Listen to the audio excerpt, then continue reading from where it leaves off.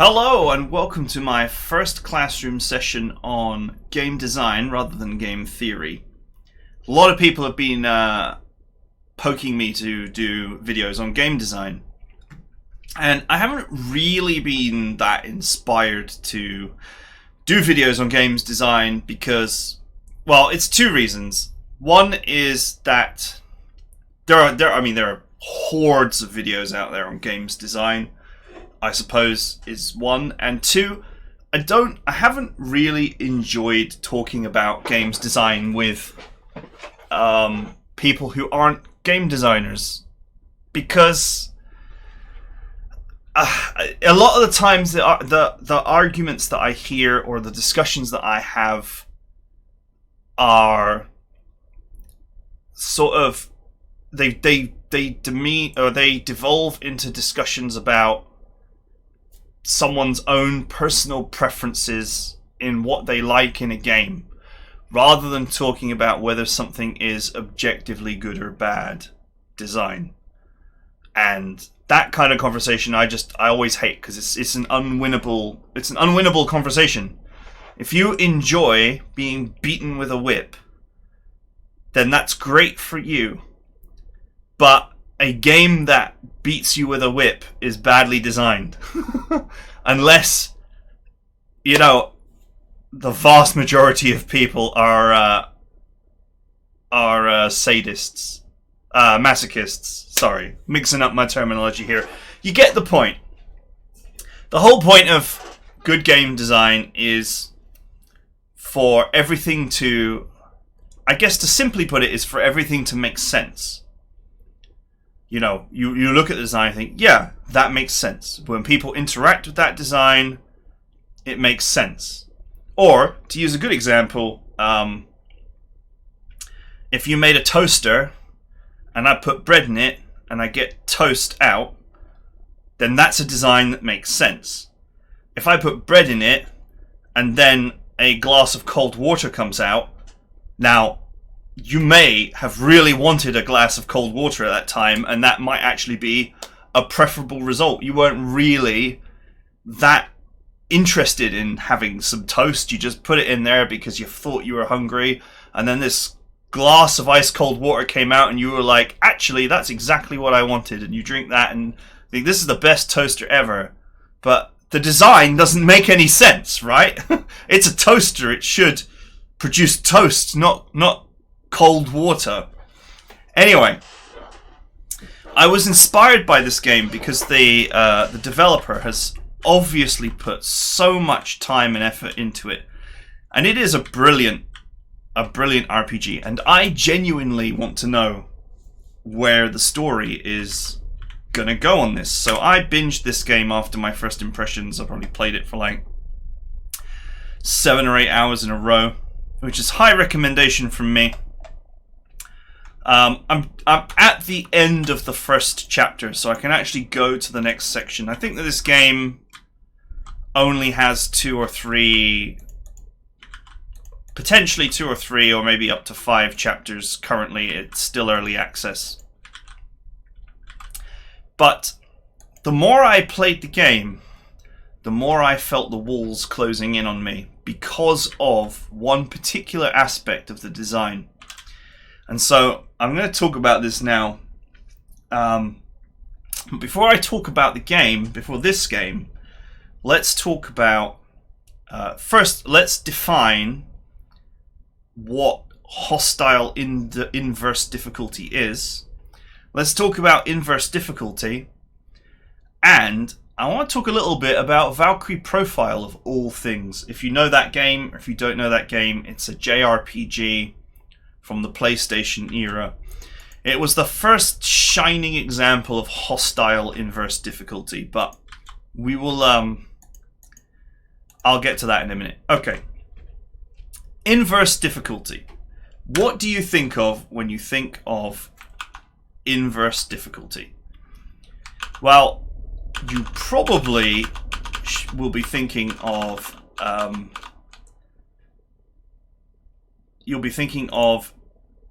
time. Where's my black? There we go. Time and difficulty.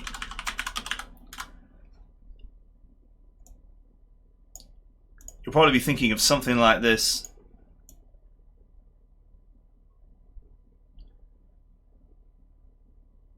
Okay, 2 straight lines, because I like straight lines. So inverse difficulty usually looks like this. And this is the XCOM problem, where the start of the game, where you have the least tools and the least things available to you, is the hardest part of the game. This is the hard difficulty up here, and this is the easy difficulty down here. Let me just get rid of that plus and minus because it's unbelievably badly drawn. Let's just use the let's just use the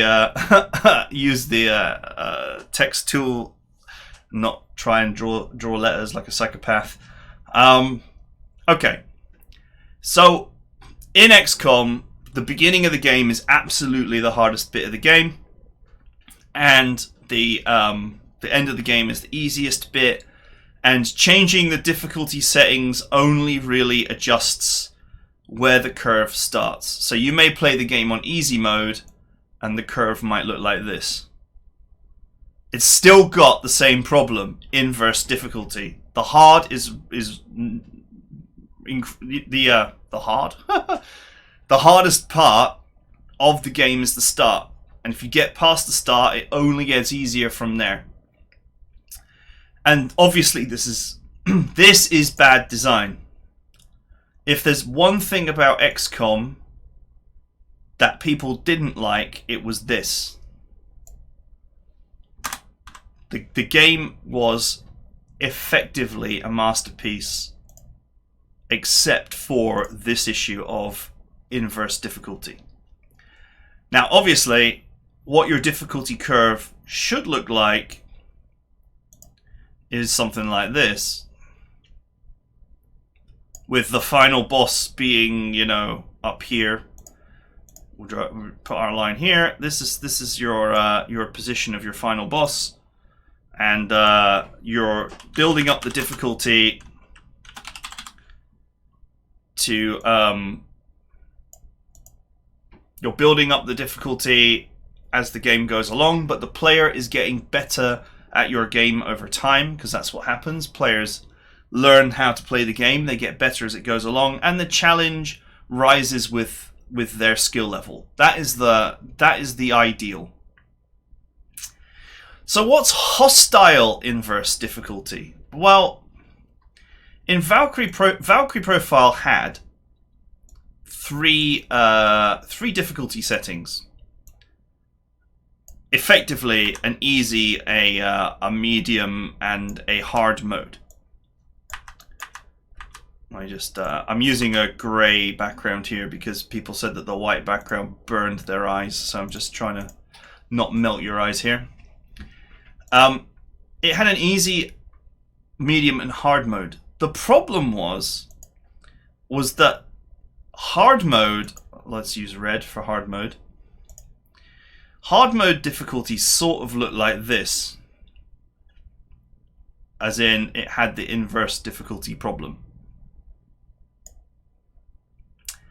And medium mode was more or less the same, so we'll contextually put these two together. Now, interestingly, easy mode, let's cut this green, this is for Valkyrie Profile, easy mode was sort of like this. breaking the top of the screen here, because what happened was it had inverse hostile difficulty. It got harder and harder and harder, and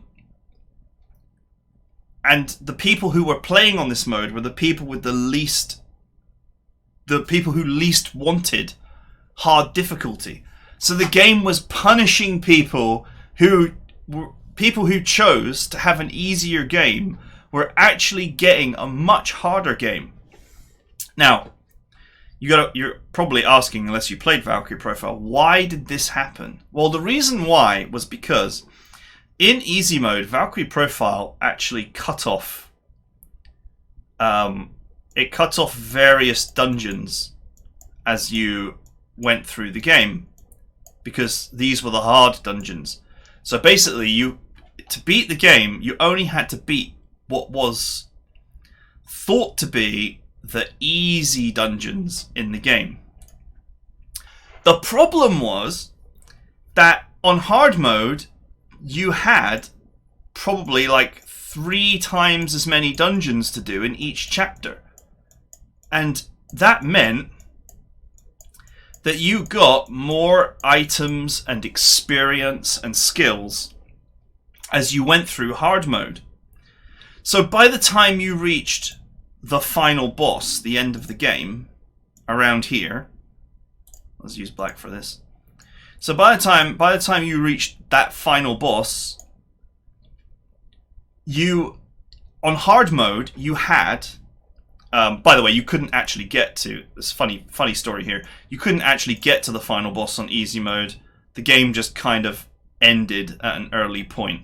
That's why I've done it like this. But when you got to the final bit of easy mode, you were facing off against dungeons that were also in hard mode, but you had none of the equipment or levels that you would have gained if you were playing hard mode. So you reached a point where your characters were starved, horribly starved for gear and skills and EXP. And then you were facing off against a dungeon that hadn't really changed, the enemies and such hadn't really changed in any meaningful way between hard mode and easy mode. It's just that the dungeons with the hardest enemies had been cut out of the game. But actually, fighting those last couple of dungeons on easy mode with 10% of the 10 to 25% of the actual nicest gear and equipment was vastly harder than actually just playing on hard mode. Because by the time you reach that point in hard mode, as long as you did all the dungeons and collected most of the gear, you would be in a vastly more powerful position than you were if you had just played easy mode. And so what I'm saying here is that hostile inverse difficulty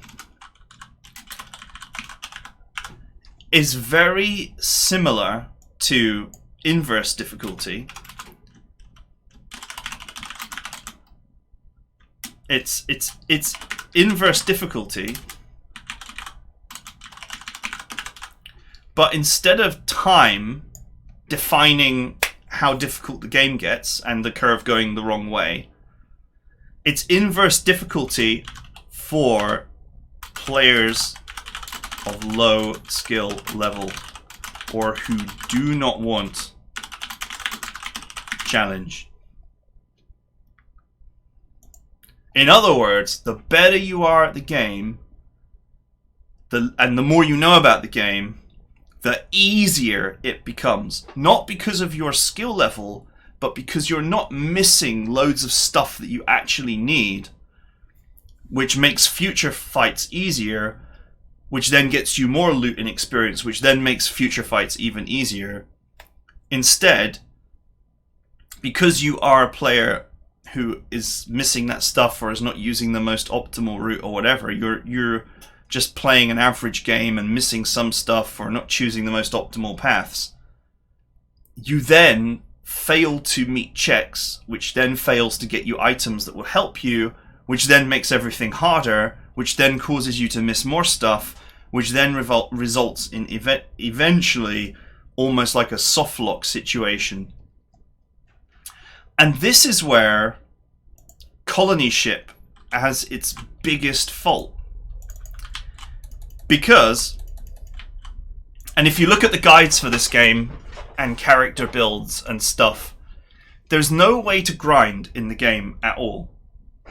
There's no experience. There's no sort of place you can go to grind enemies or credits or ammunition or whatever. Everything in the game is finite. This is the same issue that the Dungeon of Nalabrook, however you pronounce that, has. So what that means is that if you're just a normal player sitting down playing this game, you've made a character that you think is quite interesting. Maybe you wanted to play this is my first character here as per the first impressions video. Maybe you wanted to play a diplomat. Maybe you wanted to play a combat character. Whatever your choices are, whether they're informed or not, whether you're a good player or not, you play that character, you play this game, and because you just, for example, do something as innocuous as doing all the quests in the correct order, or in the nearest order, doing the checks as soon as you encounter them, all that kind of stuff, you may potentially miss out on experience and items, which then means that you start to not have enough experience to make certain checks, which means that you don't get the experience from doing those checks, which means that you then further miss out on future checks until you can work yourself potentially into a corner where you can't really do anything right. And this punishes new players way more than it punishes veterans. A lot of the guides on how to play this game are incredibly strict, counterintuitive ways of playing the game, because that's the most optimal way to gain power fast. And that then makes your life easier, which then gives you more tools to get more checks, and more checks means you get more experience, which then gets you more feats, which then gets you more tools to do more checks, which then powers you up. So because you pre-understand what the checks are in the game, what the best items are, and all that kind of stuff, you power up very quickly and the game becomes very easy. But if you're just a normal person playing this like a normal RPG, you get the complete opposite experience. It's like the game is trying to hurt new players and get them to quit the game and then not play it again because of the inverse hostile difficulty, the hostile inverse difficulty. And I can sort of give you an example of let me think. I mean, I've sort of basically explained the issue, but the main thing is that it creates a feeling of the walls closing in, as I described it to my wife last night, in that you miss stuff, and you know you've missed stuff because you can't complete quests, or you can't beat certain enemies or encounters or whatever, so you miss those. And because you missed those, maybe some of those encounters have got checks for, say, science or computers or electronics or lockpicking or whatever. Because you miss those checks, you then find that, for example, there are loads of things I can't do because I needed 4 biotech or 4 computers to actually do it, and I've not hit that amount. But now I'm at the point where I'm going to be forced to leave the first area and I can't come back, or I can't come back until much later. And because of that, when I enter the next area and I encounter similar checks, I'm not going to get those either, which means that these skills are going to not grow, which means that they're going to become worthless, which means that even though I've built these skills, I'm not going to get their benefits. And this happens to more and more skills as you go along, the walls of the game start closing in on a new player because they missed a little bit here and a little bit there, and there's no way to grind. Eventually, they have a character that is just potentially useless unless they had designed it in advance and fully understood everything that they needed to do, which is just anti-fun when it comes to an RPG. RPGs, at least in my opinion, are about exploring, getting all the story, looking in all the rooms, finding out what happened, talking to all the characters, etc., etc. And I know that the developer has received this kind of feedback before, because the new difficulty mode that was added to the game, hero mode, it increases skill gain pretty dramatically and makes combat easier. But improving skill gain does not fix the problem. It just makes it so that you're less likely to blunder into that problem. And I'll give you another example. In this game, if one of your characters dies in combat, in fact, it's the perfect example. And there's another thing I want to talk about when it comes to hostile inverse difficulty, but this game has every aspect of hostile inverse difficulty. So when you die in this game, I need to bring up the perks screen. You get this permanent feat called Still Alive that reduces your max HP by 1 permanently. And the more you die in combat, the worse it gets. So what the game is doing is it's punishing you for not playing as good as another player, right? You're getting a permanent malus because you lost in you had a character knocked down in a battle. Which means that this character is going to be easier to knock down next time. Which then leads to more debuffs, which then leads to the character becoming ever easier to kill, which makes the game harder and harder and harder for a person who has less skill. The person who has more skill is getting an easier game, and the person who has less skill is getting a harder game. And so the game is, in a very hostile way, attacking new players, attacking low skill players, and making life very, very easy for very good players.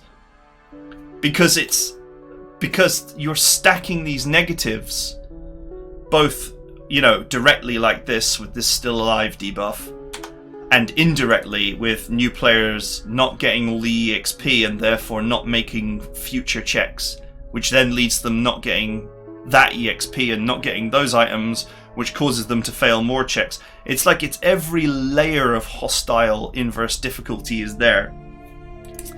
And so there's another thing that a guide highlighted to me, which is another aspect of hostile inverse difficulty, and that is that there's a gun called the Long Arm of the Law. It's behind a relatively difficult battle, and it gives 10% crit chance. Now, a lot of guides recommend that you try and get that weapon as early as possible by going all around the place and avoiding battles and EXP checks and all that kind of stuff, but collecting grenades and other one-time use items that will enable you to win that fight. To get that weapon, then dismiss your party members and then do all of the game's earlier battles, since they're finite, with that weapon equipped, saving and reloading and trying to get as many crits as possible. Because your combat development, it grows by performing certain actions in battle. And if you have a high crit weapon, then it will help you to develop the critical strike skill. Now, I actually put a point in critical strike skill, so I started with level 2 and not level 1. But I've never gotten any criticals, so my critical strike skill is miles behind. And I've never really tried to deliberately tank with my characters to try and gain additional skill points. And because of that, my character is much weaker in combat than it perhaps could have been had I played the game in a really weird way of avoiding. This is where you can really tell that something's got hostile inverse difficulty is avoiding doing stuff to get certain things before you do other things is a classic sign that this is going on. You want to, race to a certain point in the game and pick up these implants or EXP boosters or whatever it is first, and then equip those, and then go back and do everything else, because then you'll get more benefit out of everything you would have done. This only comes about in games which have finite resources, as in you can't just you can't go. You see, Fallout has many of these issues, but you can just go into the wasteland and grind enemies if you so desire and catch up. You can play the game inefficiently as a novice or whatever. You can just play the game however you feel, experience the game as perhaps it was intended, and if you fall behind, you can just go out into the wasteland and do random encounters until you bring up your level to, the level where you can start passing checks again and all that kind of thing. There's ways for new players to fix the problem that they have put themselves in. But in this game, there's no way to do that. Once you're behind, once you start falling behind, you're behind, and you're only going to get more behind. And the only way to really prevent that snowball, if you will, to failure is to know the game inside and out, which stats to have in advance. Whether you're playing a combat character or a diplomatic character, you still need to know the game inside and out to not fall into the trap of not gaining enough experience from the limited experience offerings, such that those skills that you wanted to develop are not keeping up with the game's checks, and thus you're falling behind, and then you're finding yourself not being able to actually really engage with a huge amount of the game's content, which is already starting to happen to me in this just casual run where I was just playing by myself. So, anyway, I think this is a brilliant game. This obvious effort, love, and attention has gone into it, but I can see this issue being incredibly off-putting when the game releases to just a vast majority of non-perfectionist players, people who don't mind restarting the game over and over and over, or using a guide to play it absolutely perfectly, because it is hostile to just playing it normally, just playing an RPG like an RPG. It's hostile to that process because of this way that you can anti-snowball towards failure. And some of the checks are quite intricately linked. So, for example, you may want to be a great lockpicker, but because you didn't take electronics, you can't get past certain keypad doors, and behind those keypad doors are high-level lockpick checks. So you miss the lockpick checks because you didn't have the clairvoyance to know that you were going to need electronics to get to them.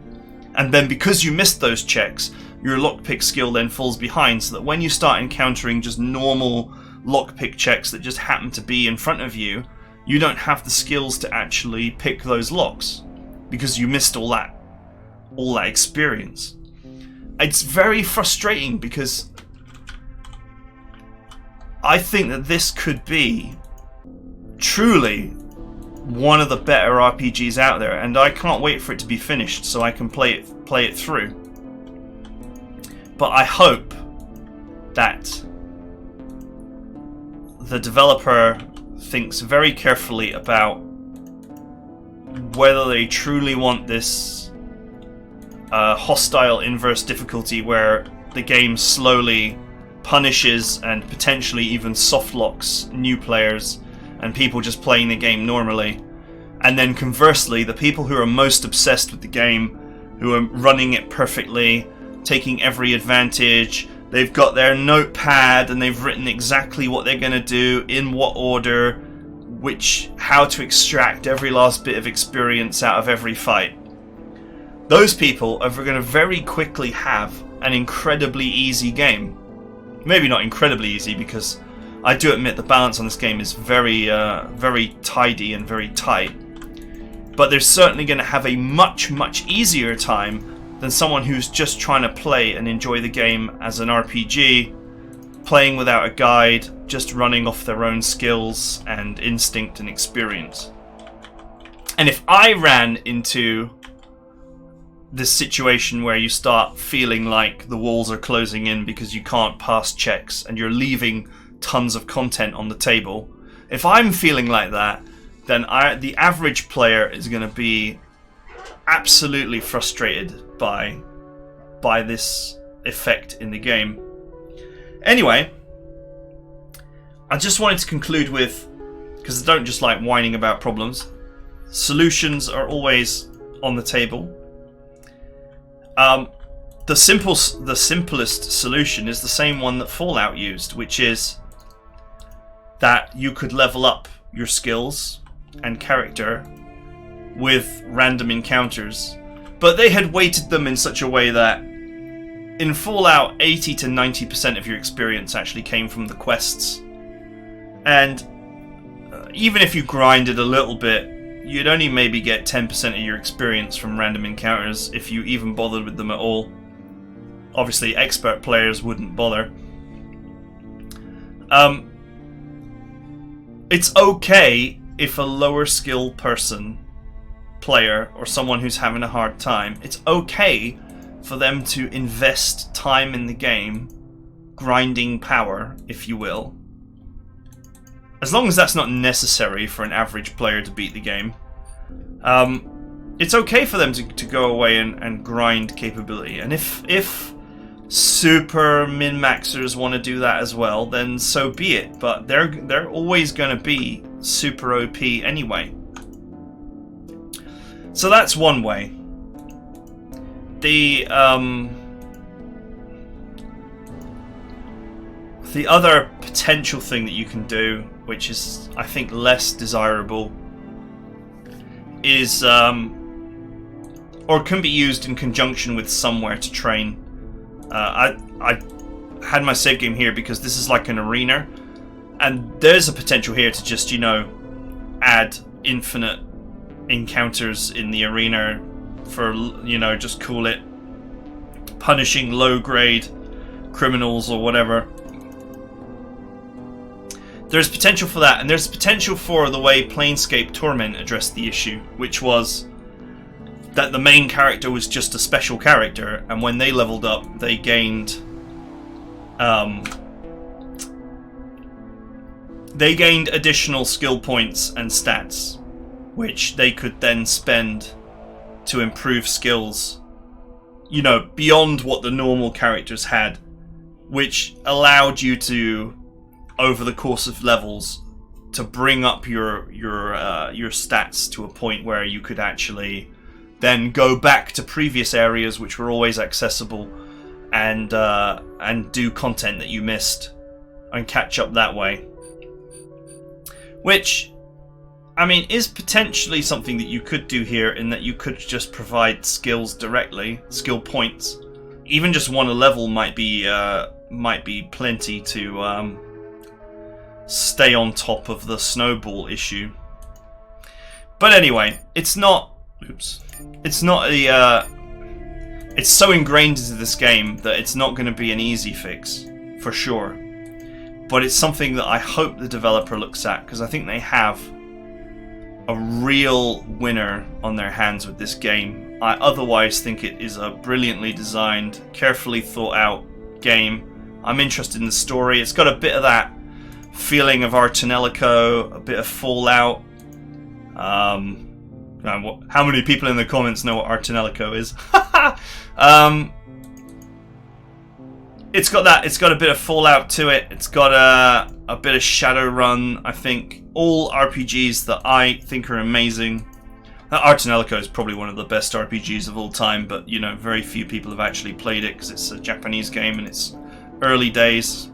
I've still got a sealed copy. It's probably worth a few £100. But I digress. Anyway, that's it for now. I hope you enjoyed this discussion on games design, and I hope that this game sees some changes towards allowing people to actually just sit and play the game. Because unfortunately, hostile inverse difficulty has two major effects.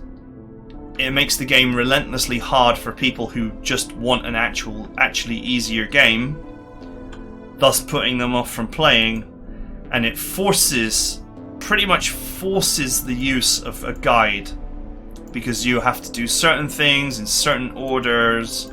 It's a really reductive way to play a game. It's almost like you're not playing it, you're just following the instructions for solving a puzzle which someone else has provided to you. And that's just not the best feeling for what is otherwise, I think, a very, very well put together RPG. Okay, I hope you guys enjoyed this video, and I'll see you guys next time.